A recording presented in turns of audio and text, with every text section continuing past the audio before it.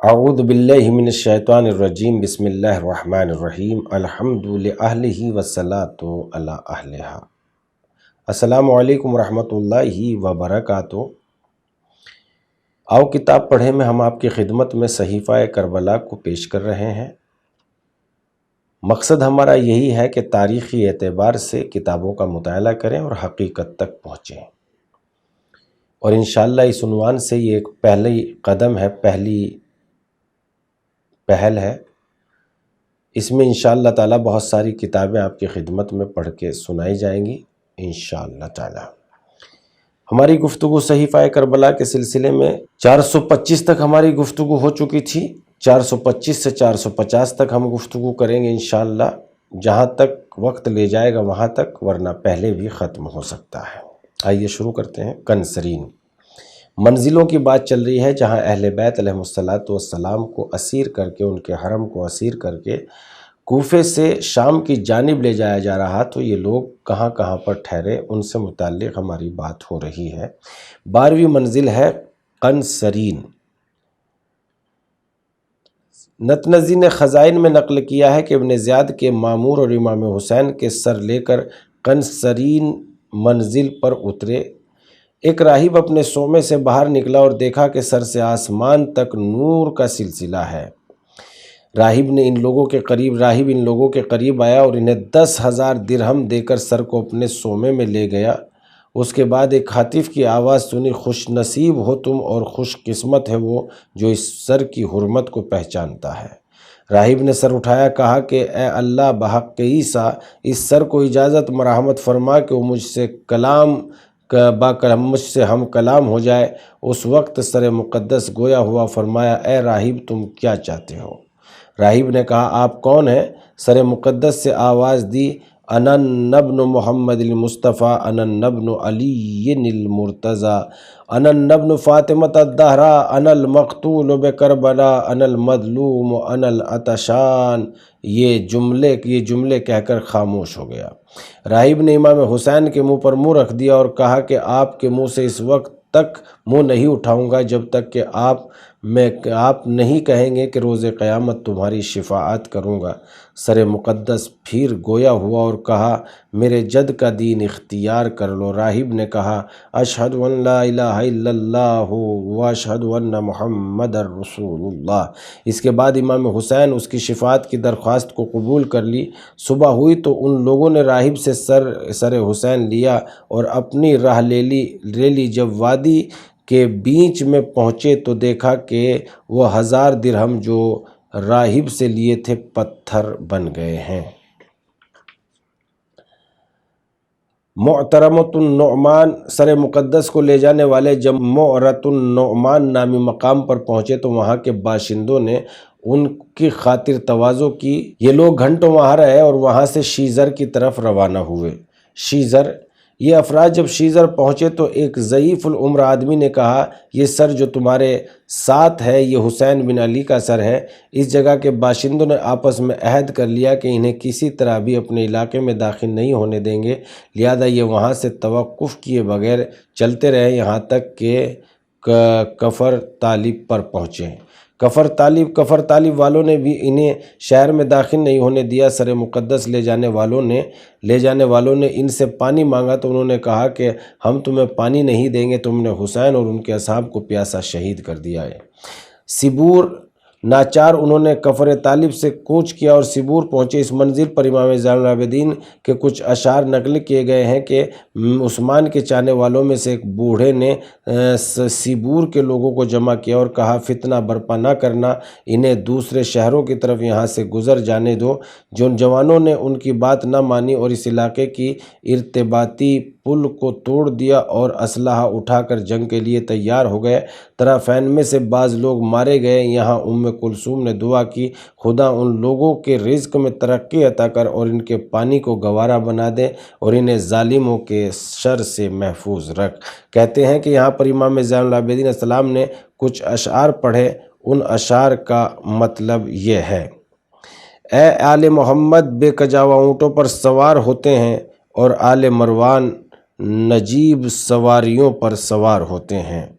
یہ لوگ صبور سے حماد کی طرف حماد، یہ لوگ صبور سے حماد کی طرف گئے، وہاں بھی انہیں بستی میں داخل نہیں ہونے دیا گیا۔ حمص، مجبوراً حماد سے گزر کر حمص پہنچے اور وہاں کے گورنر کو اپنی آمد کی اطلاع دی اور حمص میں داخل ہونے کی اجازت طلب کی، لیکن وہاں کے لوگوں نے بھی مخالفت کی اور ان پر اتنا پتھراؤ کیا کہ ابن زیاد کے بعض سپاہی مارے گئے اور انہوں نے راستہ بدل کر مشرق کی سمت والے دروازے سے شہر میں داخل ہونا چاہا، لوگوں نے وہ بھی بند کر دیا اور کہا لا کفر بعد ایمان ولا زلال بعد ہدن۔ ہم امام حسین کے سر کو اس شہر میں لانے کی ہرگز اجازت نہیں دیں گے، اور وہاں سے ان ظالموں کو بھگا دیا اور بالابک کی طرف چلے گئے۔ بالابک، امام حسین کا سر لے جانے والے بالابک پہنچے اور وہاں کے گورنر کو اپنی آمد کی اطلاع دی۔ اس نے اہل بالابک کو ان کی پیشوائی کے لیے بھیجا۔ ان لوگوں کے ہاتھ میں جھنڈے تھے، اپنے بچوں کو اسیروں کا تماشا دکھانے کے لیے ساتھ لائے تھے۔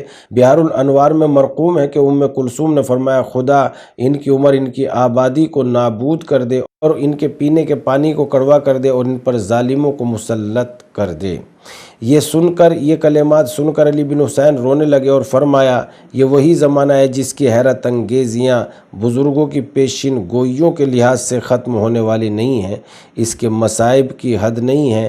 اے کاش میں جانتا کہ دنیا کے مشغلے ہمیں کہاں تک کھینچیں گے، تم دیکھتے ہو کہ ہم اپنے ساتھ نہیں کھینچتے ہیں، ہمیں یہ بے کجا اونٹوں پر بٹھا کر ہر شہر و دیار میں پھرا رہے ہیں، اور کچھ لوگ اونٹوں کی مہار پکڑ کر چلنے والوں کے پیچھے سے حمایت کرتے ہیں، گویا ہم نے ان کے درمیان رومیوں کے اسیر کی مانند ہے، گویا رسول اللہ نے جو کچھ فرمایا تھا وہ غلط تھا۔ وائے ہو تم پر، تم نے رسول کا انکار کر دیا اور تم ان کی راہ سے بھٹکے ہوئے لوگوں کی مانند ہو گئے جن کو راستہ نہیں ملتا۔ کوفیوں نے یہ رات بالابک میں بسر کی اور صبح ہوتے ہی وہاں سے چل دیے۔ شام کے وقت ایک راہب کے سوما کے پاس اترے۔ انبیاء اور سر مطہر، ابن لہیہ کہتے ہیں کہ میں خانہ خدا کا طواف کر رہا تھا کہ ناگہاں ایک آدمی کو دیکھا جو پردہ کعبہ کو پکڑ کر کہہ رہا تھا اے اللہ مجھے بخش دے، اگرچہ میں جانتا ہوں کہ تو مجھے کبھی معاف نہیں کرے گا۔ میں نے اس سے کہا خدا کے بندے خدا سے ڈر اور اس سے اس طرح مخاطب نہ کر، کیونکہ اگر تیرے گناہ بارش کے قطروں اور درختوں کے پتوں سے بھی زیادہ ہیں تو بھی خدا تجھے بخش دے گا، وہ بخشنے والا مہربان ہے۔ اس نے کہا میرے پاس آؤ، میں تمہیں اپنا قصہ سناتا ہوں۔ میں اس کے پاس گیا، اس نے کہا مجھے ابن زیاد نے دیگر 50 آدمیوں کے ساتھ امام حسین کے سر مطہر کے ساتھ شام بھیجا۔ ہماری یہ عادت ہو گئی ہے کہ جہاں بھی راستے میں اترتے ہیں وہاں اس سر کو صندوق میں رکھ دیتے ہیں اور اس صندوق پر بیٹھ کر شراب پیتے ہیں۔ ایک رات میرے ساتھی شراب نوشی میں بدمستیوں میں ڈوبے ہوئے تھے، لیکن اس رات میں نے شراب نہیں پی تھی۔ رات کا اندھیرا پھیل چکا تھا، آدھی رات ہوئی تو میں نے شدید نور دیکھا، گویا آسمان کے دروازے کھل گئے تھے۔ حضرت آدم، نوح، ابراہیم، اسماعیل، اسحاق اور حضرت محمد مصطفیٰ اور جبرائیل فرشتوں کی جماعت کے ساتھ زمین پر اترے ہیں۔ پہلے جبرائیل نے سر کو صندوق سے باہر نکالا، آغوش میں لے کر اس کو بوسہ دیا، پھر دیگر انبیاء نے بھی ایسا ہی کیا۔ جب رسول اللہ کی باری آئی تو آپ بہت روئے۔ دوسرے انبیاء نے آپ کو تسلیس پیش کی۔ اس کے بعد جبرائیل نے عرض کیا اے اللہ کے رسول، باری تعالیٰ کا حکم یہ ہے کہ اس امت کے بارے میں جو آپ حکم دیں وہی انجام دوں گا۔ آپ کہیں تو زمین کو اس طرح لرزا دوں کہ ان کے ساتھ وہی سلوک کروں جو قوم لوط کے ساتھ کیا تھا۔ رسول اللہ صلی اللہ علیہ وسلم نے فرمایا میں نہیں چاہتا کہ ان کو اس دنیا میں سزا دی جائے، میں خدا کے سامنے ان کے ساتھ کچھ اور سلوک کروں گا اور قیامت کے دن ان سے دشمنی کروں گا۔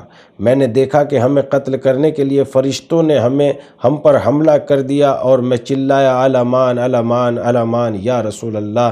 رسول اللہ نے فرمایا اذهب لا غفر اللہ لکا، جاؤ خدا تمہاری مغفرت نہ کرے۔ دمشق، 20ویں منزل دمشق کی آتی ہے۔ بہرحال وہ اہل بیت رسول کو نورانی سروں کے ہمراہ دمشق کے نزدیک لے آئے۔ دروازہ دمشق کے قریب پہنچے تو ام کلثوم نے شمر لعنت اللہ علیہ کو آواز دی اور فرمایا ہمیں ایسے دروازے سے لے چلو جہاں تماشا بین لوگوں کی بھیڑ کم ہو، اور سروں کو سواریوں سے فاصلے پر رکھو تاکہ لوگوں کی نظر ناموس رسول پر نہ پڑے۔ شمر ملاؤں نے ام کلثوم کی خواہش سے بالکل برخلاف عمل کیا اور قافلہ میں اہل بیت کو پہلے سفر کو دروازہ 7 سے شہر دمشق میں داخل کیا۔ یہ دروازہ قافلے کے داخل ہونے کے لیے سجایا گیا تھا۔ یہاں لوگوں کا بہت زیادہ رش تھا۔ اہل بیت رسول شہیدوں کے سروں کو اس سے دروازے پر روک دیا گیا، لوگ تماشا دیکھیں۔ پھر دمشق کے جامع مسجد کے نزدیک اس جگہ روک دیا گیا جہاں قیدیوں کو روکا جاتا ہے۔ بعض نے نقل کیا ہے اس دروازے پر اہل بیت رسول کو 3 دن تک روک کے رکھا۔ شام کے باشندوں کا اعتقادی رجحان، شام میں داخلہ۔ ہم اختصار کے ساتھ اہل شام کے اعتقادی اور روحی رجحان پیش کرتے ہیں۔ شام اور اس کے مضافات پر تقریباً 40 سال تک حاکم شام کی حکومت رہی اور ان کے اکثر لوگ نئے مسلمان تھے۔ جس دن سے وہ مسیحیت چھوڑ کر دائرہ اسلام میں داخل ہوئے تھے، انہوں نے خاندان ابو سفیان کے معین کردہ حکام کے علاوہ کسی کو نہیں دیکھا تھا، وہی ان پر حکومت کرتے، لہٰذا شام والوں کا اسلام وہی تھا جو انہیں بنی امیہ نے سکھا دیا تھا۔ بنابر این اہل بیت اس علاقے میں داخل ہوئے جہاں کے باشندوں کو حاکم شام نے اپنے لحاظ سے اسلام سکھایا تھا۔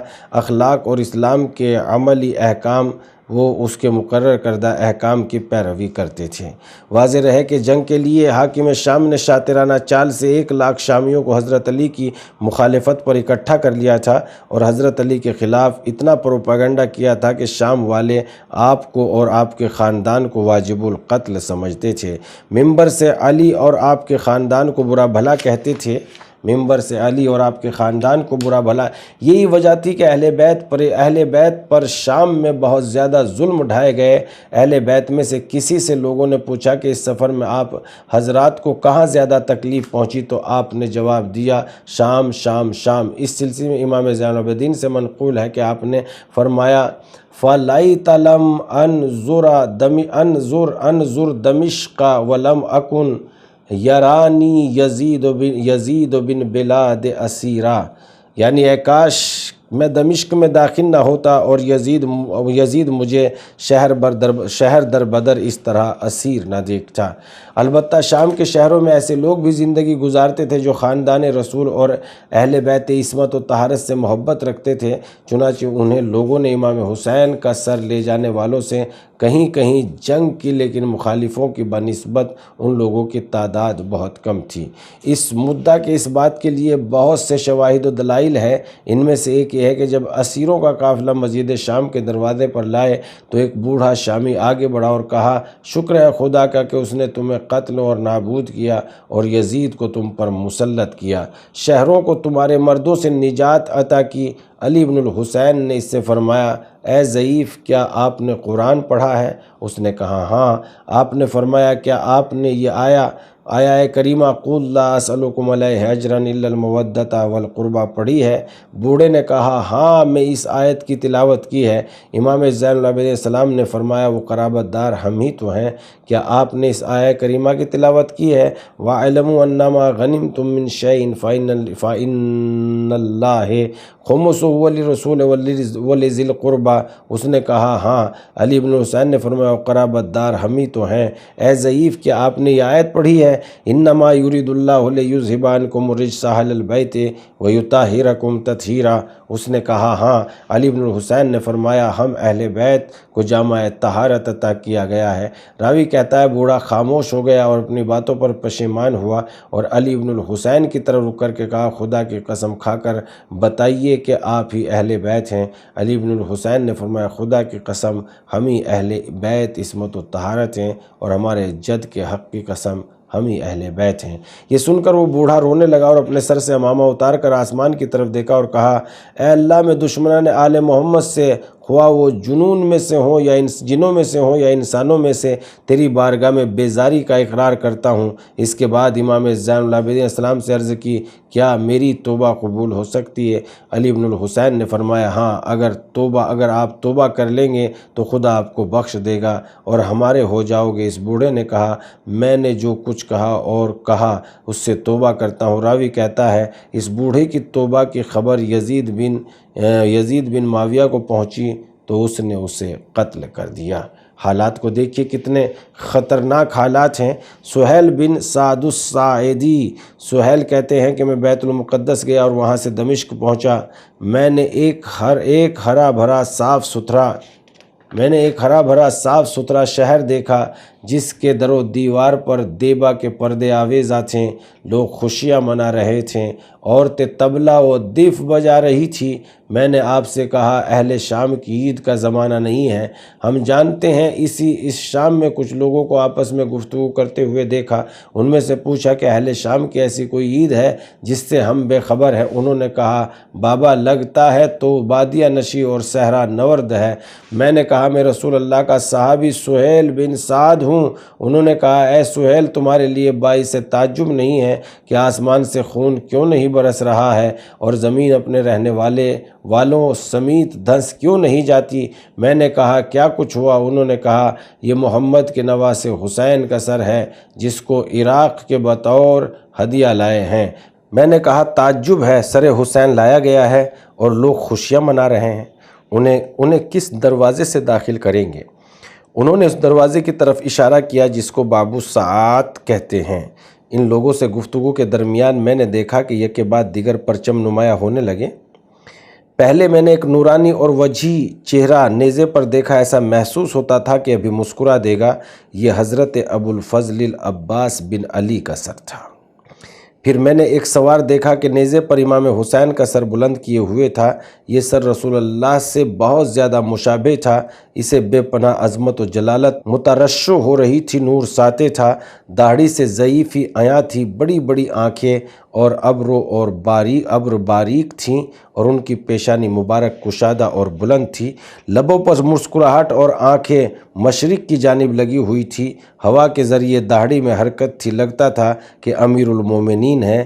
یہ نیزہ عمر بن منظر ہاتھ میں لیے ہوئے آگے چل رہا تھا۔ میں نے امام زین العابدین اور اہل بیت کو سلام کیا اور اپنا تعارف کروایا۔ انہوں نے کہا اگر ہو سکے تو اس نیزہ بردار کو کچھ دے دو جو امام حسین کا سر لے جا رہا ہے، تاکہ وہ یہاں نہ کھڑا ہو کہ تماشا دیکھنے والوں سے ناک میں دم ہے۔ میں آگے بڑھا اور اس کو 100 درہم دیے تاکہ وہ جلد خواتین سے آگے بڑھ جائے۔ اس طرح سر یزید کے پاس پہنچ گئے۔ سہیل بن سعد کہتے ہیں کہ میں امام حسین کا سر مقدس تشت میں رکھ کر یزید کے دربار میں لایا گیا۔ میں بھی وہاں پہنچ گیا۔ یزید تخت پر بیٹھا ہوا تھا اور اس کے سر پر در و یاقوت سے مرصع تاج تھا اور اس کے چاروں طرف قریش کے بڑے بوڑھے بیٹھے تھے۔ جو شخص دربار میں سر حسین لے کر آیا اس نے دو بیت پڑھی اور ان بیت کا مطلب یہ ہے میرے اونٹ کو سونے چاندی سے لاد دے کہ میں نے عظیم الشان بادشاہ کو قتل کیا ہے، اسے قتل کیا ہے جس کے ماں باپ سب لوگوں کے ماں باپ سے بلند تر ہیں اور ان کا خاندان ہر خاندان سے بلند تر ہے۔ یزید نے اس سے پوچھا اگر تم جانتے ہو کہ وہ سب سے بہترین تھے تو تم نے انہیں کیوں قتل کیا؟ اس نے کہا میں نے آپ سے انعام پانے کے لیے انہیں قتل کر دیا۔ امام زین العابدین علیہ السلام کے اشعار۔ اس موقع پر امام زین العابدین علیہ السلام نے اشعار پڑھے اور ان اشعار کا مطلب یہ ہے کہ مجھے دمشق میں اس حقارت کے ساتھ پھرا رہے ہیں جیسے کوئی وحشی غلام ہو جس کا کوئی مددگار نہیں ہے، جبکہ سب جانتے ہیں کہ میرے جد رسول اللہ ہیں اور بزرگ اور دادا امیر المومنین۔ اے کاش دمشق میں داخل نہ ہوتا اور یزید مجھے شہروں میں اسیر نہ کرتا۔ سہیل کہتے ہیں کہ میں نے ایک کمرہ دیکھا کہ اس میں ایک بوڑھی عورت کے ساتھ 5 عورتیں ہیں۔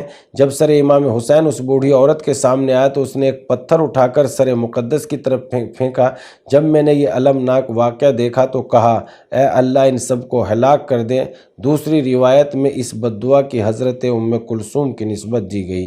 ابراہیم بن طلحہ بن عبداللہ نے امام زین العابدین علیہ السلام کو مخاطب کر کے کہا کہ اے علی بن الحسین یہ بتائیے کون کامیاب ہوا؟ آپ نے فرمایا نماز کا وقت ہونے تک صبر کرو، اذان و اقامت کے بعد تمہیں معلوم ہو جائے گا کہ کون کامیاب ہوا۔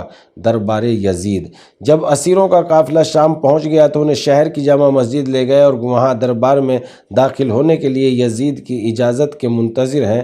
مروان بن الحکم مسجد میں آیا اور حادثہ کربلا کے بارے میں پوچھا۔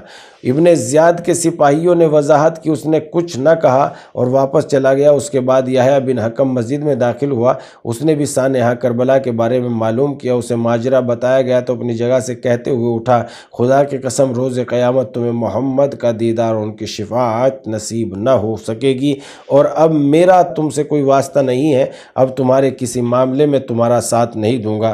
بہرحال دربار یزید میں داخلے کی اجازت ملی اور اہل بیت کے مرد جو کہ 12 تھے پس گردن سے ہاتھ بندھے ہوئے تھے اور باقی ایک زنجیر میں جکڑے ہوئے یزید کے دربار میں پہنچے۔ یزید اپنے قصر میں مشرب حبرون پر بیٹھا تھا اور شہیدوں کے سر اور اہل بیت کے داخل ہونے کو دیکھ رہا تھا اور یہ اشعار پڑھ رہا تھا۔ جبرون پہلے دمشق میں صائبین کا مسلح تھا، بعد میں یونان اس جگہ سے اپنے دین کی رسوم ادا کرنے لگے، پھر اس پر یہودی قابض ہو گئے، اسی طرح یہ بت پرستوں کے اختیار میں رہا۔ اس عمارت کے دروازے کو باب حبیرون کہتے ہیں۔ اس میں امام حسین علی کا سر لٹکایا گیا اور جگہ شاید مسجد اموی ہے۔ یعنی اسیروں کو دوبارہ دربار یزید میں پہنچانے کے بعد ان کو یزید کے سامنے کھڑا کر دیا گیا۔ امام زین العابدین السلام نے یزید سے فرمایا، اگر رسول اللہ ہمیں اس حالت میں دیکھیں گے تو تیرے بھائی کے تو تیرے ساتھ کیا سلوک کریں گے؟ فاطمہ دختر حسین نے کہا، یزید کیا رسول زادیوں کو اس طرح قید کیا جاتا ہے؟ یہ جملہ سن کر دربار والے چیخ کر رونے لگے۔ یزید یہ صورتحال دیکھ کر مجبوراً حکم دیا کہ علی بن الحسین کے ہاتھ کھول دیے جائیں۔ اسی وقت امام حسین علیہ السلام کا سر دھو کر اور تشت طلا میں رکھ کر یزید کے سامنے لا کر رکھا گیا۔ یزید چھڑی سے امام حسین کے دندان کو چھو کر کہتا تھا، ہم نے اس کا سر شگاف کیا ہے جس کی رگوں میں بہت زیادہ عزت ہے، ہم کو یہ بہت زیادہ ستاتے تھے۔ صاحب مناقب نے اس شخص کا نام عبد الرحمن بن حکم لکھا ہے جو یحییٰ بن حکم بن العاص کا بھائی، اور ابو العزا اصفہانی نے کلبی سے روایت کی ہے کہ عبد الرحمن بن حکم بن العاص اس وقت یزید کے پاس بیٹھا تھا جب ابن زیاد اس کے پاس حسین کا سر بھیجا، اور جب سر حسین تشت میں رکھ کر یزید کے سامنے رکھا تو عبد الرحمن نے کہا، امیر المومنین تک یہ بات پہنچا دو کہ ہم ایسی کمان نہیں ہے جس میں تیر نہ ہو۔ لیکن ابن نما نے ان اشعار کو حسن بن حسن کی طرف منسوب کیا ہے۔ اس کے بعد یزید کے دربار والوں کو مخاطب کر کے کہا، یہ شخص بڑا بنتا اور کہتا تھا کہ میرے والد یزید کے باپ سے افضل ہیں اور میری ماں یزید کی ماں سے بہتر ہے، اور میری جد اس کی جد سے بہتر ہیں، اور میں اپنے کو اس سے افضل سمجھتا ہوں، اس لیے میں نے اسے قتل کر دیا۔ رہی بات یہ کہ میرے والد بزرگوار کے باپ سے بہتر ہیں، میرے باپ کا ان کے والد سے جو معاملہ ہوا وہ اس کے لیے حکمین کی ضرورت پیش آئی اور خدا نے میرے باپ کے حق میں فیصلہ دیا۔ تو ناظرین، گفتگو ہماری 441 پیج تک پہنچ گئی ہے اور وقت بھی تمام ہو گیا ہے۔